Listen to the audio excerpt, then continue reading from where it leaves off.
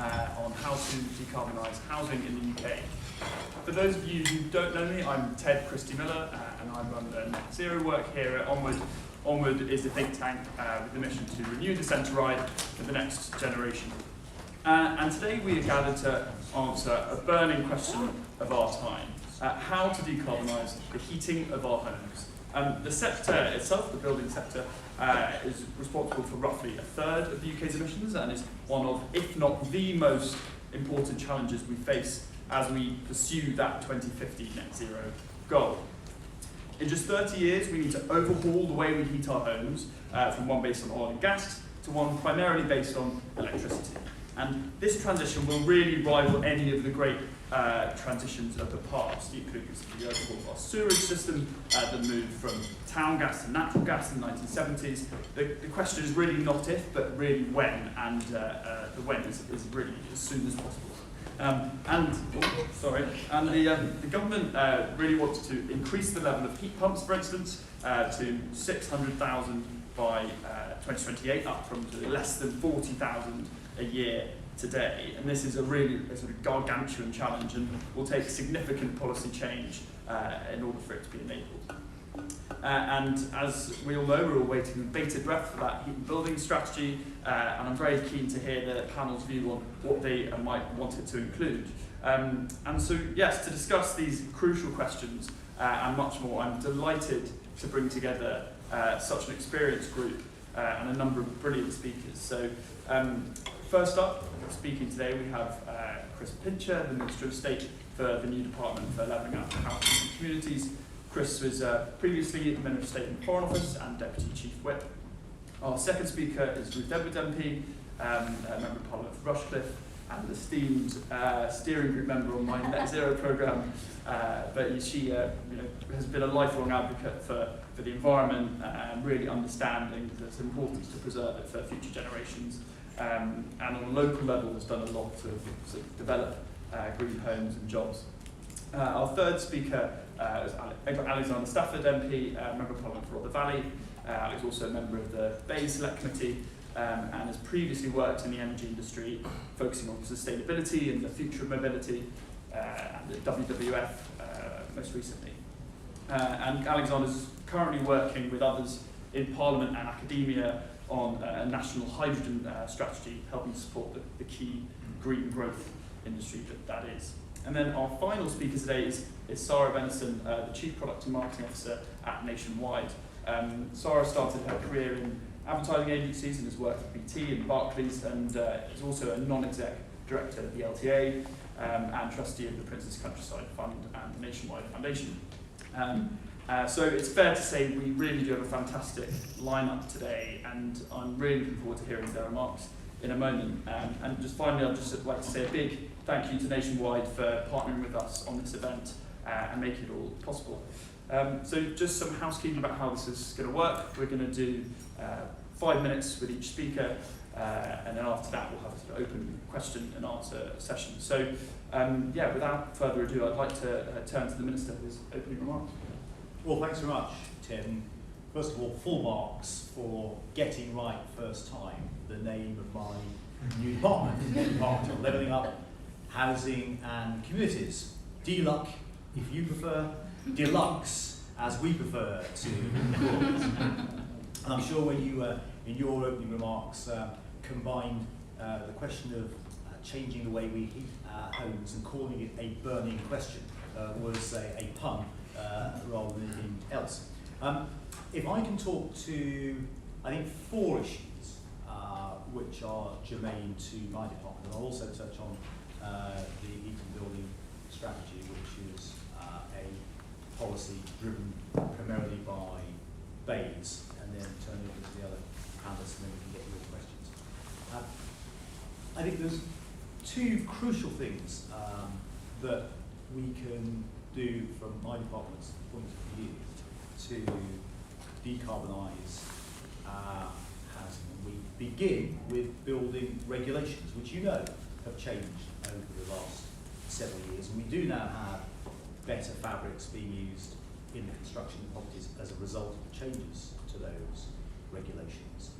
But there's more, and that's why we've set out in our Future Homes standard the requirement that by 2025, all new homes built from that point must be at least 75% more carbon efficient than homes built under present regulations.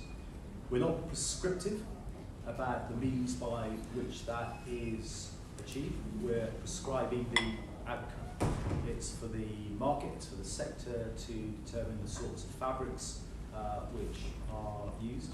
And it's certainly for the market to determine how the best heating strategy should be employed, although we're very clear that fossil fuel burning heating systems should no longer be applicable.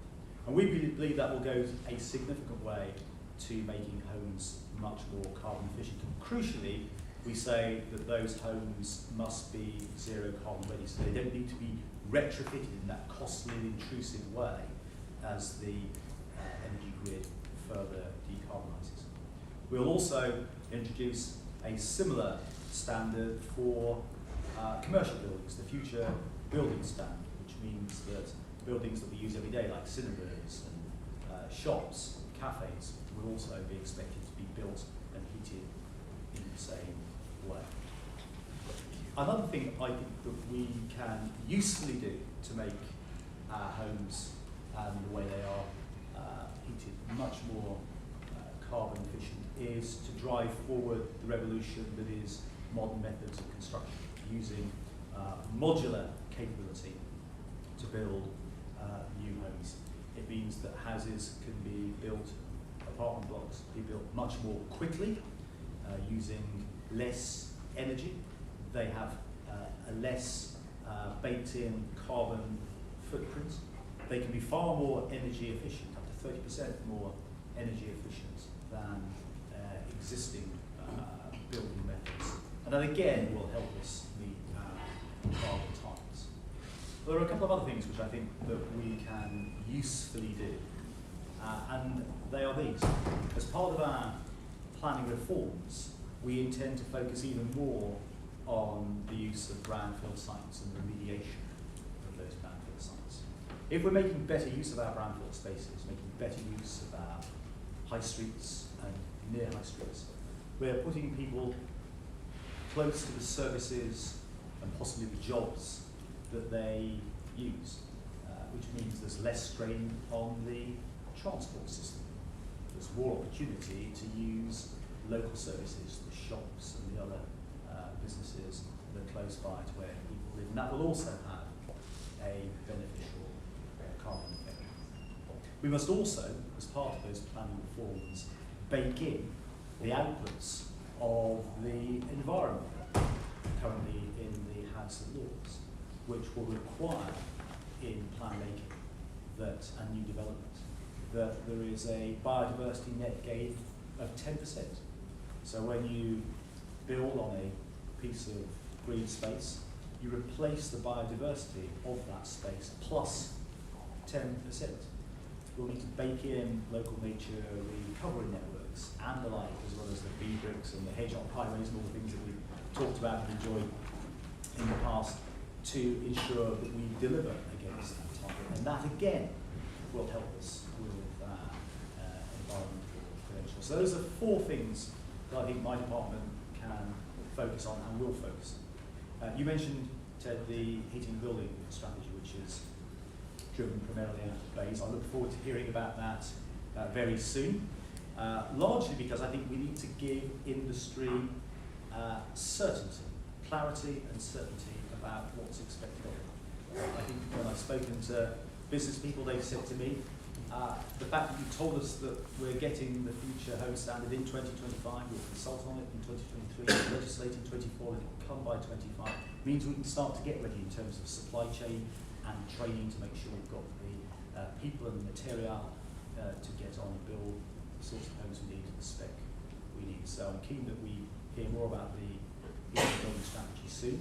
In the meantime, BEIS has been investing several £billion, as you know, in the social housing decarbonisation fund, designed to decarbonise and make more energy efficient social housing throughout our country, which we've certainly done improvements to it in leaps and bounds down the years, but much more needs to be done now. So those are I said 4 things, in fact, I mentioned the last one. Those are 5 things I think the government can usefully do, is usefully do to meet our commitment to decarbonise our housing stock, both existing stock and new stock, and ensure we've got the sorts of homes, good quality, decent, environmentally friendly homes that people need in the future. Thank you, Chris. And I think I was particularly struck by your emphasis on the need to have new homes being net zero as soon as possible. Of course, we had the sort of net zero home standard back in 2015, which never came to fruition. So I'm really interested to hear some more later just about how we can sort of have government help construction to do that. Over to you, Ruth. Thanks, Ted. Well, I think Chris has given us a really impressive rundown of everything the government is doing to decarbonise homes. Though I noticed that you missed out on one idea that's really in vogue at the moment, which is gluing ourselves to the nearest object and demanding that someone else does something about it. But I've come prepared. So come on, Alex, arm out. We'll have solved it by 4 o'clock this afternoon. The Prime Minister will be thrilled. I have no intention of actually using this. Ted is giving me a look that says, "Oh God, she's been drinking the blood." blood." There are plenty of police around. Anyway, everything that Chris has covered, the Prime Minister's 10-point plan, the energy white paper, shows quite clearly that the government's aims to decarbonise buildings, deploy 600,000 heat pumps, and really improve the energy performance certificate of homes, as many homes as possible, to ban C by 2035. That's the good news. The bad news is we've got a pretty big problem to deal with, and I thought just using some statistics just from Rushcliffe, my constituency, would be quite helpful. So based on data from last year, 78% of the 41,800 households in Rushcliffe have an EPC rating that's lower than C. About 69% of these are rated D or E, and 9.3% are rated F or G. Now that is slightly higher than the UK average, but only by about 4%. So that is an awful lot of homes that we are going to need to get up to standard. The cost in Rushcliffe alone, we reckon, is about £147 million. So I'll be putting in an early bid for all those hundreds of millions you've got in the departmental biscuit tin, Chris. Get rummaging. It's a really important part of our journey to net zero, decarbonising our housing stock. Ted mentioned I was on the Onward steering group, Getting to Zero. They did a really interesting paper called Greening the Giants, which is the 12 industries that make up 62% of the UK's emissions. Construction is one of the 3 industries where emissions have actually risen. Since 1990, they've risen by about 40%. So tackling that is a massive part of the solution in getting us to net zero. We've got to make sure all new housing is built to those standards, and I'm so pleased about the government's future home standards. I think we estimated when we were doing this research for Onward that whereas it costs about £5,000 to build homes to the higher fabric standards we need for lower emissions in the first place, retrofitting them costs around £26,000, just over that. So you can see the huge saving we have from getting it right first time. I think the solutions to tackling sort of the broad problems can fall into about 3 areas. There's things we can do on tax, benefits and subsidies to improve housing stock, to encourage homeowners and landlords to get their homes to an energy efficient standard. There's things we can do as a government through direct investment, and there's things we can do to incentivise house builders to change how they operate and encourage them to uptake new technologies and methods like modular house building that Chris just mentioned. There's lots of things we can do in all those areas. I'm just going to pick on one for each to start the ball rolling on the conversation.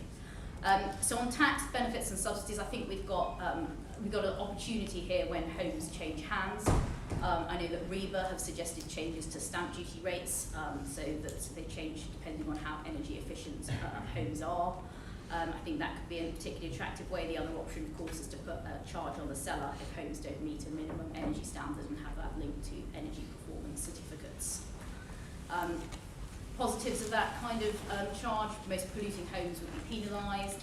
People selling their houses would be hugely motivated to invest in making sure that we had better insulation there. In terms of direct investment, the University of Oxford published a really interesting study in May last year showing that green recovery packages deliver a much greater economic benefits in the long term, and retrofit was particularly highlighted as a really good rate of return area. I think that in terms of, I think that helping people with the capital cost of that is going to be the big thing. So I think one interesting idea we've seen from BRICS is looking at help to improve or home improvement ISAs, goes similar to the help to buy ISA where government tops up what people save individually.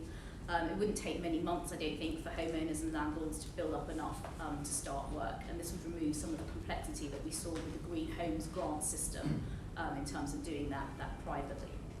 And then thirdly, in terms of incentivising business, Chris has mentioned the implementation of future home standards. This is a fantastic opportunity for us to really provide strong guidelines to industry that can then be improved as new technologies emerge and as the cost of those technologies come down. And I think the trick will be to keep raising standards in a really ambitious way as those technologies mature.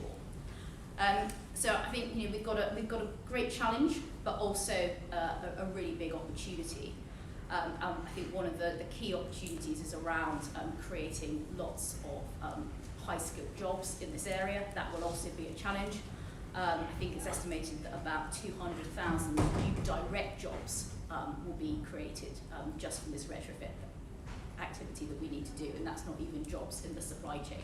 So it's a challenge, but also a huge opportunity. I think it's a great work here today discussing how to do it.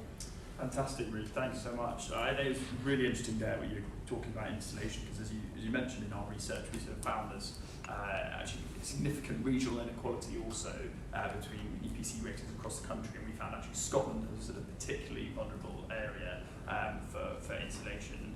And actually a lot of these homes that are sort of the easiest to get for heat pumps, or the sort of off-grid homes, happen to be the most drafty and old as well. So there's a sort of dual problem there, which hopefully we'll go into a bit later as well. So I'll just go over to you, Alexander, now.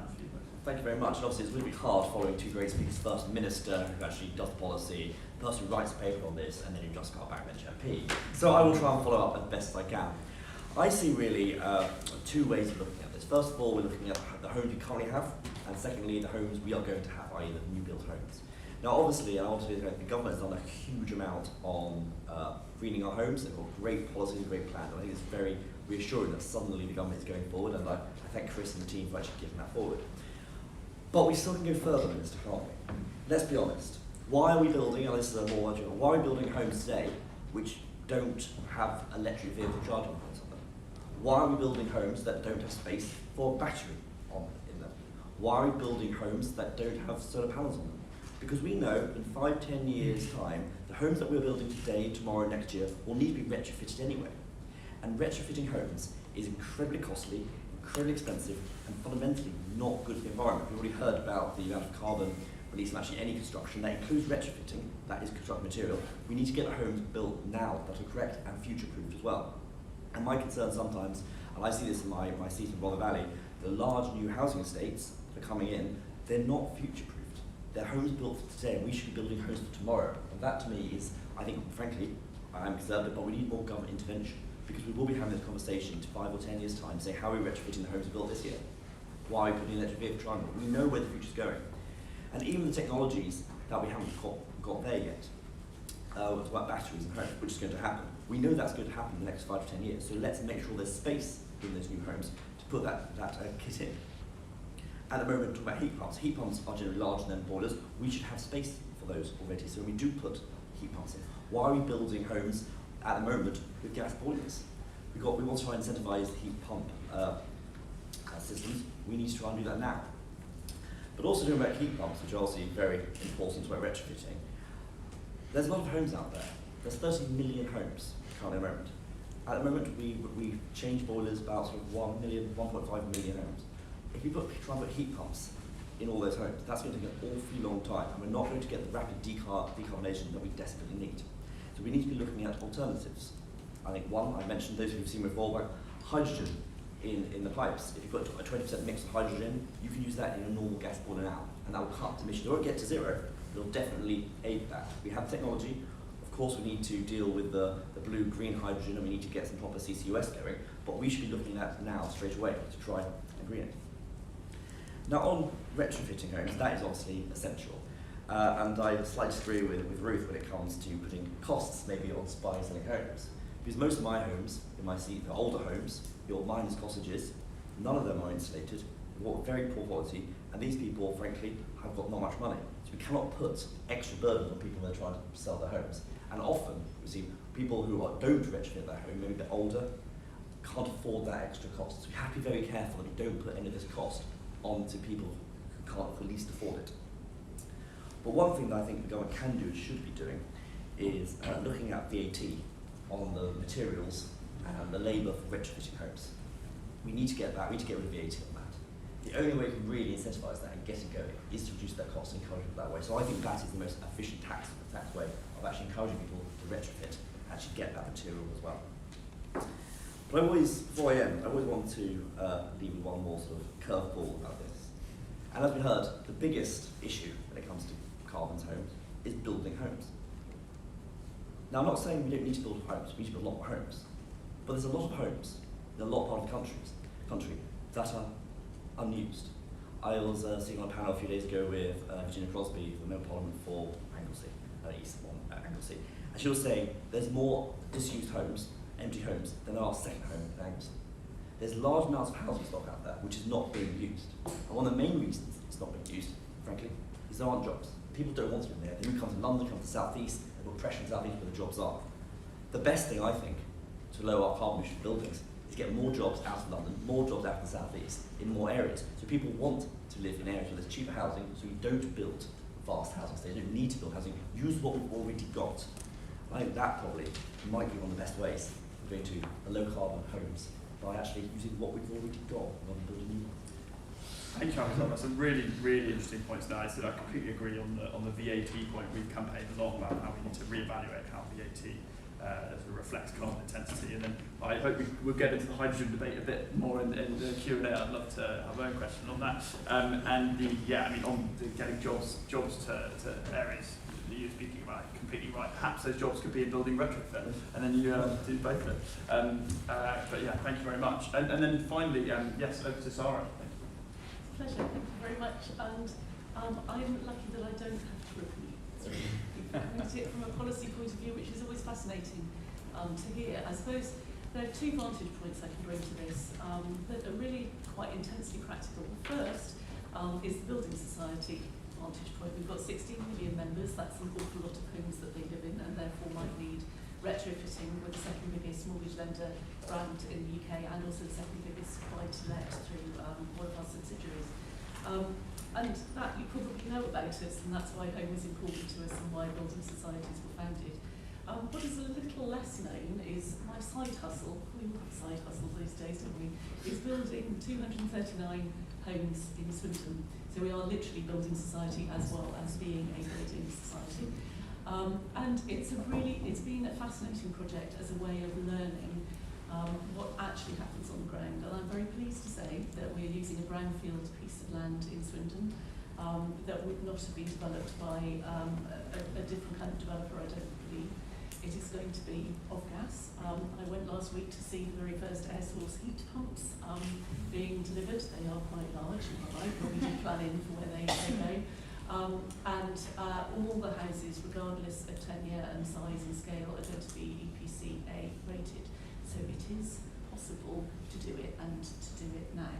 And so what we see ahead of us is massive opportunity on the one hand to create new industries, new businesses, a new way of thinking about the world, which is tremendously exciting and should play to all the strengths that we have as a nation. We also, though, see massive risk on the other side, because as other panellists have alluded to, a lot of the houses that have the most work that needs to be done on them are not inhabited by people that can afford them. And what therefore happens if you push up the prices and make home ownership even harder, or if you create issues in the private rental sector and risk degrading the quality and standards there yet further at the bottom end, if you like, of there. So So we're very mindful, and actually there isn't an easy solution, because greening the planet is good and affordability and good rental standards is good. And at the moment there is a conflict there that's important for us to acknowledge and work through what the solutions are. So I think that kind of building society background and building Oakfield's background gives insight, I suppose, into two different parts of this. So if I take the members first and the retrofitting question, we've done a lot of work with our members looking at, well, what do they actually need? What's the journey, if you like, the customer journey that people need in order to retrofit? And I think if you break it down that way, you can see how some of the policy interventions you've talked about fit, but you can also see potentially where some of the gaps are, both for business and for government. So there is a sort of line. First of all, people need to be aware of the problem. In research we've conducted recently, 60% of people don't even realise their homes contribute to the issues around carbon emissions, so that's a big deal. So you need awareness first. Then you need somewhere to go to find out what am I going to do about it, assuming you're aware and interested. So you need to discover what to do. You then need to discover trusted people to do it for you, and that's incredibly difficult to do at the moment. You need to find a way of paying for it that works. And then when you've all had it done and it's all gloriously nice and cosy and low on the bills, you need to then service that, and the infrastructure to be able to service and repair and everything else that goes with it needs to be there. Now in some ways that sounds very straightforward, it makes sense, it's very commonsensical, but in reality that goes across so many different sectors from a business perspective, and actually across different government departments as well. So I think one of the things that we've been very conscious of, mutual organisation is all about bringing people together to do things that they can't do alone.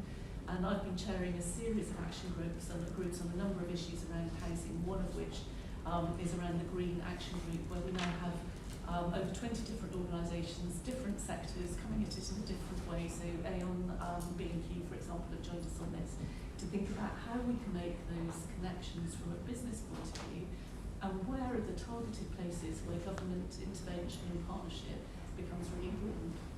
So that's kind of what we learned from a member point of view.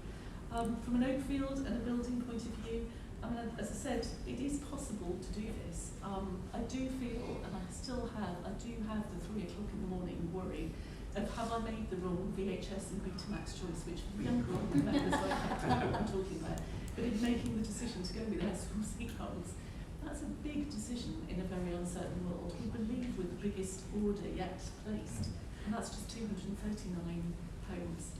It's a big deal, and with that certainty, if you like, of where the winners are going to be, what's being backed, where are the business areas that are growing, it makes that very difficult to do. There is a real gap on skills. There's a gap on traditional building skills because there are not enough to build the homes that we need. You add on to that retrofitting, you add on to that greening skills, you add on to that modern methods of construction, and there is a gap there that needs to be filled. But I think also there's a real opportunity because there is obviously this question of how's this all going to get paid for, and clearly whilst it would be wonderful and be very supportive of some of the ideas such as VAT, we live in the real world where just a few things apparently we have to pay for that have been going on recently. So one observation and thought from us, and that I've learned through following this building process, it's so inefficient. The amount of time and money that we waste getting from one gate to another gate to another gate of a linear rather than agile way of working is huge. Add on to that baked in distrust, which means that everybody is always assuming someone else is going to do something bad to them at time and money. All that time and money is wasted, and it could be invested in cheaper homes, better quality, a fighting fund for making the homes that you're building green, but also how do you start to deal with retrofit, or indeed difficult issues such as the cladding issue, where does that money kind of come from? So I think there's a real opportunity to think about the economics of the process differently to make sure that the value of the money goes to the place where it could actually be of use. So I suppose between us and our fellow Green Action Group companies and members, we've got sort of 7 really practical asks from our perspective on the ground, kind of delivering things and listening to our members in our instance. So the first, as Alexander said, is start building it now. Why are we not building new-rated houses now? Because it is actually possible to do it. If we can do it, others can do it. Secondly, as I mentioned, is the point around skills. Where are we creating those skills, those jobs of the future that are the things that we need in the quantities that we need to do what we want?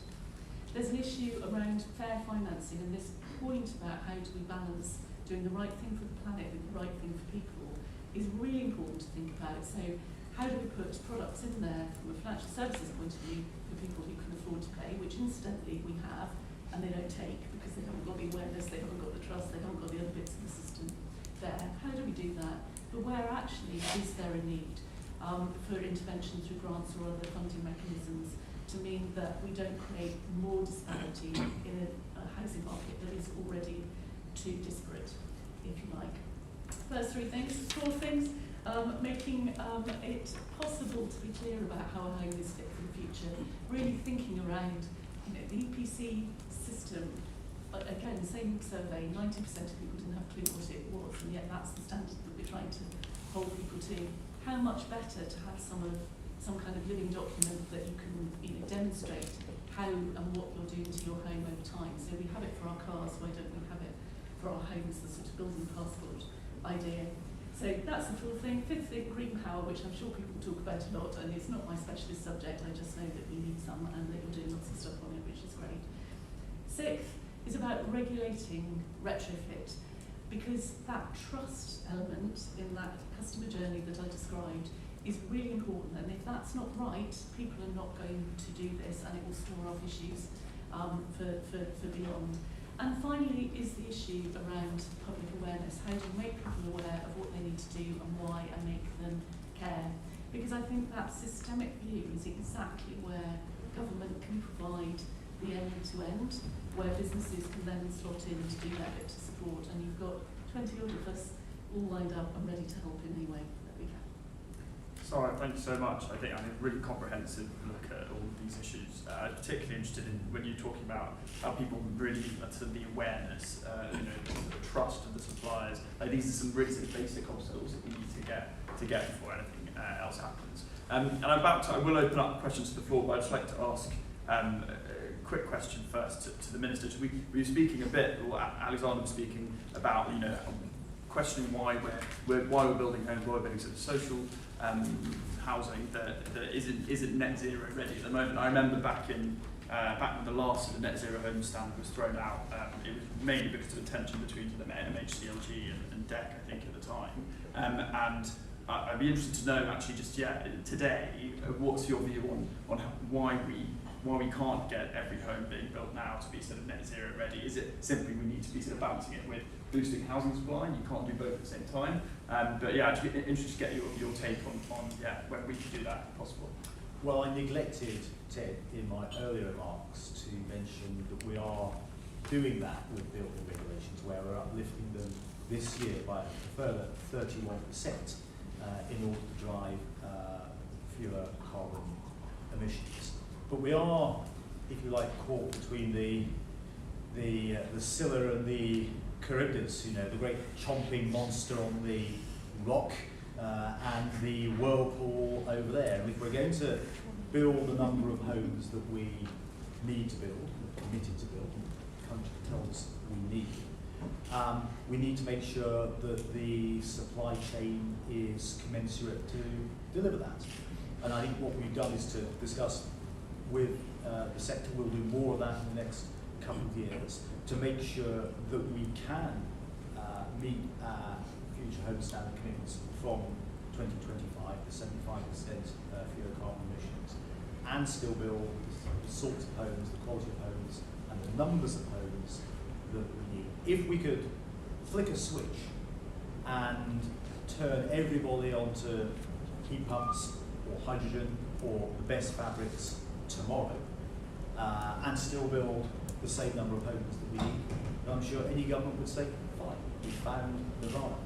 But the challenge is making sure that the sector can prepare for those changes and then deliver them, whilst also meeting our wider delivery considerations.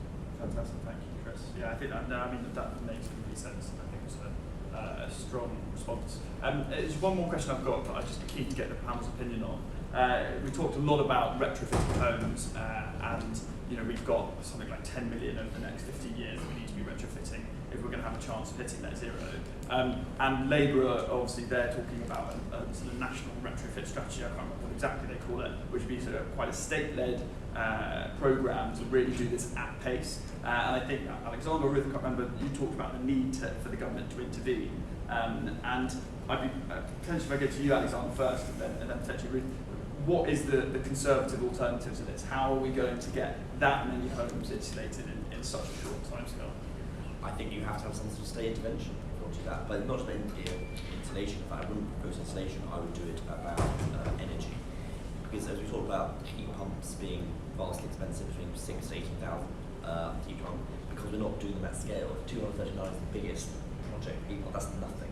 If you are to tackle this, whether it's by hydrogen or by heat pumps, I believe we need to almost do by street, area saying this street is going to get heat pumps and we're going to do it all at once, like what we'll connect with hydrogen, to actually bring down that scale. Otherwise, we're not going to bring heat pumps down in cost, and we're not going to get hydrogen up quick enough. We don't decide we're going to get going. And Ruth, what's your view? I'm interested in more sort of retrofit more broadly. Like, how do we feasibly retrofit how many homes in such a short time scale? Yeah, it's a huge challenge. I'm not convinced that doing something on a sort of central government national scale is going to be as the most efficient way. I think looking perhaps at a more locally led, local authority driven way might be better, and certainly where the Green Homes Grant has been very successful is where it was distributed through local authorities to social housing.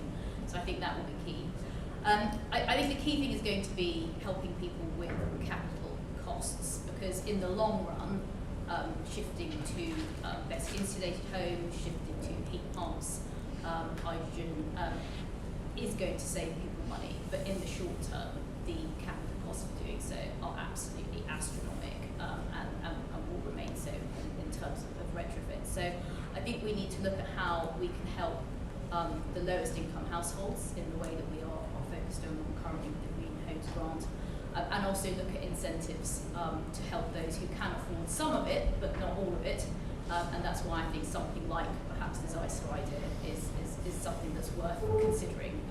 But I think the idea that anybody can just afford 10 grand up from heat pump, I can't afford it. I don't know if anyone else on the panel could, but I would struggle to save enough to do that in a year. So I just think that idea is for the birds. So I think we are going to have some kind of support framework there. Fantastic, thanks, Ruth. Do you want to come back on that particular point? Yes, quickly, without presupposing what may be in the heating and building strategy, I do think that localisation is a very good method of delivery. I mean, you've got the local authority delivery funds, you've got the HUGs, the HUGs, the home upgrade grants, and I went to Bedford a couple of weeks ago to see for myself what was being done in park homes as a result of that locally identified and locally delivered method of home upgrade, energy efficiency upgrade, and just about everybody had taken it up. But what the residents said to me was how they were concerned when they first got the letters from the council whether or not this was a spoof, because it said this is free, and they believe it must be a spoof, for goodness sake. Nobody offers anything for free, this is a scam. So I think the way we communicate these opportunities to residents is crucial in delivering speedy uptake. And again, I think that can be better done locally than perhaps nationally. But if I just make one other point about some of the remarks which my other colleagues made earlier on, and back up something which Sarah said about the importance of not placing further and greater burdens on people as they may consider selling their homes. One of the challenges that we've got in our country is the lack of appropriate later life accommodation. We need to get more people who are a little bit older to move out of the homes that they are presently in and into more appropriate accommodation. It's better for their welfare, it's better for first-time buyers, because it frees up property in the middle of the market, which a couple of steps down the chain allow first-time buyers to get onto the property ladder. So I wouldn't want to find disincentives to people taking up the opportunities that we may be able to deliver as we grow the later living sector. So it's an important example of how sometimes government can come up with a great idea, but doesn't think about the consequences further down the line. We've got to knit this together so it works for everybody. And so, do you agree with the panel that that sort of decentralised approach is possibly a good way to go? I think there's three thoughts in my mind. Taking your final role later life, it's what we call the Thursday night murder club strategy. So if you've not read the novel that was the top of the, and you've read the novel, it makes wanting to live in a later life kind of environment great. So if you get everyone to read that in an exciting world, that would be good. I think the two things for me, I think we're really interested in the community part, because the economics of this get much easier, as with the original building society ethos, if you do this together. It isn't just the economics of doing this, it's also, it makes it easier for servicing and all the things that happen afterwards, because frankly, even if I could afford £10,000 on an air source heat pump now, if you were the only one in your area, how are you ever going to get that serviced over time? So that works really importantly together. And I think the other thing as well that we're thinking about, and again haven't resolved, but it's an interesting thought, goes to the capital point, because yes, it's true over the longer term this will provide greater value, but people aren't typically in their houses for long enough for that to be realised. So it's how can you attach the sort of capital investment, if you like, to the home which is enduring, rather than the person that's living there who isn't. And so that's one of the things again that is interesting to noodle over, if you like, to think about what hasn't been invented yet, really, and that's what is hard about all of this. The answers haven't been invented. Fantastic, thank you, Sarah. Just for what it's worth, that's really from our research. We really do champion that decentralised approach for retrofitting, and Andy Street's done some really great stuff on this as well. So possibly putting it to combined operations could be an answer. Anyway, enough from us. Who would like a question? Okay, could we go with Emma Gatton and then the gentleman here at Untitled? Do you want a microphone there? Okay. No, right. So I think we've heard that in the heating building strategy there's going to be some stuff on embodied carbon. There's been a lot of calls lately for there to be regulation on whether you can tear down buildings, because obviously there's so much carbon involved in rebuilding them. So I wonder if there's going to be anything on that coming. It's a question for the Minister, really. And I also wonder how, just on the question of the Future Home Standard and why it's not now or not 2023 as it was originally planned, and how you think people are going to feel when they have to do very predictable retrofits in their brand new homes. Well, determination is that those sorts of retrofits shouldn't have to happen. That's why we consulted with the sector to see how best we can do it. While we'll consult still further in a year or so's time before we introduce legislation in 2024. There have been one or two little distractions you may have noticed in the last 12 months to 18 months, which possibly have slowed down the Future Home Standard a little. But we certainly want to make sure that those sorts of retrofit issues are properly and fully understood before we require industry to start to meet them. With respect to the heat and building strategy and the issue of embedded carbon, I say one particular thing, and that's that one of the planning changes that we made, which you probably know about, is that we've encouraged the reuse, if you like, the recycling of existing buildings, commercial buildings, into residential buildings. That is one way of making sure that you don't have to rip down lots of buildings and then replace them again. You can effectively refurbish them into residential buildings. As to the heat and building strategy itself, I shall defer to my colleague Kwasi Kwarteng, who I'm sure will be bringing forward his announcements shortly. Couldn't guess that, I think. And Judge Bredside. Will Hurst from the Architects Journal. It's related actually to the premise behind the last question, which I'd fully endorse, and embodied carbon.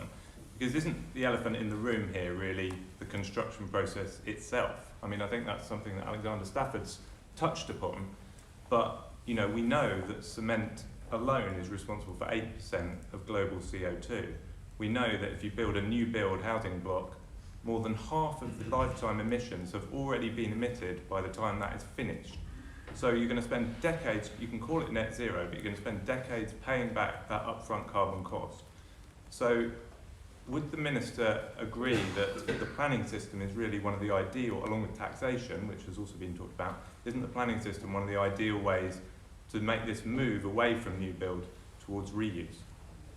Well, we've certainly done that, if you think about it, with respect to the PDR changes that we introduced over the last couple of years. So the ability to switch from one class to another and to switch into residential class much more easily.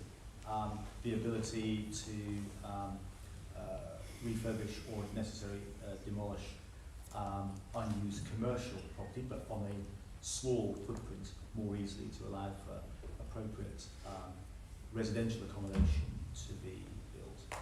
I think also modern methods of construction are a clear means of ensuring that the embodied carbon in a development is reduced. And if you go to innovative MMC developers like what is it, Zero Bed, isn't it? I think they, because of their construction methods, are able to ensure that the embodied carbon is massively mitigated. So I think there's a variety of mechanisms, the planning system and beyond it, that we can use to reduce embodied carbon. Thank you, Chris. And good gentleman at the very back, and ladies out there. Just one after the other, and then we'll put it in the parallel right now. Yeah, thanks. My name for the building lines. I think our buildings of the future, our homes of the future, are going to have to be resilient against overheating, against indoor air quality problems, against fire in particular. And I'm concerned that the government's current obsession with modern methods of construction and modular construction at the expense of investment in brick and block construction, which in fact lasts 150 years and ticks all of those boxes, is a big concern. And we'd like to see that rebalance, and government not trying to pick winners, but rather setting the targets and letting us show how we can apply those targets and achieve the things that need to be achieved with traditional methods of construction made here in the UK and not using supply chains from halfway across the world. And that applies to heat pumps as well, by the way. So if we're swapping boilers for heat pumps that come from China, then that's not a good long-term solution. And my final point really was just about the refurb agenda, which is the elephant in the room. It's the one we've got to tackle, really, if we're going to hit our targets. Ventilation never gets mentioned, but that's the mistake we made last time. Yeah, so let's make sure we don't make it again. We've got to ventilate as well as insulate. Perhaps our friends in the M35 would take note. Brilliant, thank you. And ladies out here. Thank you. Susie, I'm leader of Mid Suffolk District Council. We have about 8,000 houses on our housing register. If I was lucky enough to find £1 million in my finance director's bottom drawer, should I spend it on building new net zero properties for my residents, or should I retrofit the ones we've already got, especially bearing in mind the twin pressure or the extra pressures of hundreds of people on the waiting list already for new social housing, plus everybody coming up for over the winter, plus Afghan people from Afghanistan who are going to the top of the queue. Where should I put my money? Thank you. My residents' money. So firstly, just on the first question, I'd just like to get to Alexander, just on particularly the gentleman at the back talked about how we should actually be sort of not picking winners and looking at you should be spending the council's money on net zero properties, new net zero properties, or retrofitting. What's your view on that? Well, we've got the social housing decarbonisation fund, £3.8 billion, I think, which has been set aside by the government to ensure that social housing is decarbonised. And I hope that you'll be engaging closely with BAES to make sure you're leveraging it. At the same time, we have, over the last few years, increased the opportunity for you to build new homes, and if you want to build them to a specific standard, it's down to you as a local planning authority to set the conditions for properties that you choose to build, which you can do because we've removed the cap on the HRA borrowing requirement and made more flexible your rights to use the right to buy receipts that you may have. So it's easier now for local authorities to build homes if they wish to build them themselves. And in fact, we've set up in Homes England a unit to help local authorities that are not skilled and not used these days to building social housing to do that. But you've also got the opportunity of leveraging the funds available from BAYS to retrofit the properties that you presently have. Fantastic, thank you, Minister. And maybe two more questions. Could we go for the lady at the front here and then the gentleman at the back there in the grey suit? Okay. Laura Cohen, Chief Executive of the British Ceramic Ceramic Confederation, the Trade Association for Ceramic Manufacturers, which includes bricks, roof tiles, clay drainage pipes, toilets, wall and floor tiles. So this is particularly for the Minister, who has got one of our members, Forterra, in his constituency, a brick manufacturer who is very much investing 27 million now on improving the energy efficiency of putting in a new kiln. It is important as well to look at life cycle carbon, not just embodied carbon in housing construction. I'd welcome your thoughts on that, and also supporting manufacturers of these materials to give more durable homes in their journey to go green, to go towards net zero. This is an important part given all the jobs across the country making construction materials, to ensure that your department can also not only build the homes that we need but also level up rather than importing construction materials. I would just welcome your comments on that. Fantastic. And then the gentleman there. Thank you. 2 points. Coming back very slightly on the gentleman who said earlier on, one of our concerns that when we talk about heat pumps, contentiously talking about air to water heat pumps, because we're talking about the same kind of internal heating that we traditionally had for 70 or 80 years in the UK. We need to be thinking about a bigger picture about that. We need to look at a lot of other options. The prohibits have costed circa £10,000 to £16,000 for a retrofit heat pump. It's absolutely right for an air to water, but it's not for air to air. So we can look at that in a much more holistic way that actually has real benefits for the entire country. We already have the workforce to deal with that, whereas we don't with the air to water. And the other thing was, Sarah, that the big project we were talking to about heat pumps in it. Did you consider a heat network with a centralised heat pump system? Because I know one of the things you talked about was the ongoing maintenance over 10 years. But you have a very different prospect when you're dealing with a centralised heat pump, the same way they do in Sweden, for example, which is actually a much better option for a large off-grid site like that. Brilliant, thank you. The Minister, would you like to first come back on the life cycle versus embodied carbon question there, and then we'll go to Sarah. Well, I think there is a good argument for taking that issue seriously, and certainly taking the issue seriously of localised supply chains, so that the cost of transport and travel of the goods, which are then baked in, if you'll forgive the pun, into a building, the environmental effect of those is as minimal as possible. We do have, as you all know, a challenge at the moment of shortages of bricks. That's partly because, of course, during the pandemic, at least in the early part of it, the manufacturers turned off their kilns. It takes a little while for the kilns to warm back up again, and so we've had a challenge sourcing bricks, and that's possibly one of the reasons why more bricks have been and more materials have been imported than perhaps otherwise they might. But certainly we need a more localised set of supply chains, and I think we've seen that across the board as a result of this COVID emergency and some of the effects which have flowed from it. My personal view is that we need to think much more carefully about what you might call modern strategic industries, and what they are and where we need them in our country. I'd say one thing about modern methods of construction, if I may, with apologies to our friend from the Building Alliance who doesn't want me to say too much about it.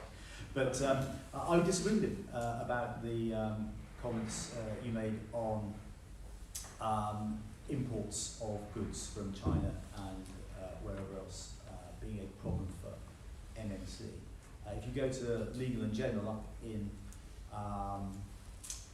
Selby, they are operating, and I'm going to get the ratio slightly wrong here, but they are operating a 75-25 policy, which means that 75% of the materials that they use in the MMC construction methods they employ are sourced within a 25-mile radius of Selby. That means people in South and West Yorkshire are benefiting from the supply chain into LNG. The gentleman shaking his head. Yeah. Timber comes from Austria. It's Timber comes from what Austria. they tell me. Now that's not to say that we don't want traditional methods of construction to continue. Of course we do. Yeah. We want to use timber where it's appropriate. We're working with Zach Goldsmith to make sure that does happen. But we do see MMC as a clear way forward to build properties effectively, quickly, and energy efficiently, and that's what we're determined to do. Thank you, Minister. And then, I'm sorry, would you like It's a very specific question, but yes. So first of all, we are building with some lovely bricks because actually we couldn't get the supply chain locally enough for us to do anything else what we're doing. And yes, we did look at all manner of different opportunities, including some kind of shared system.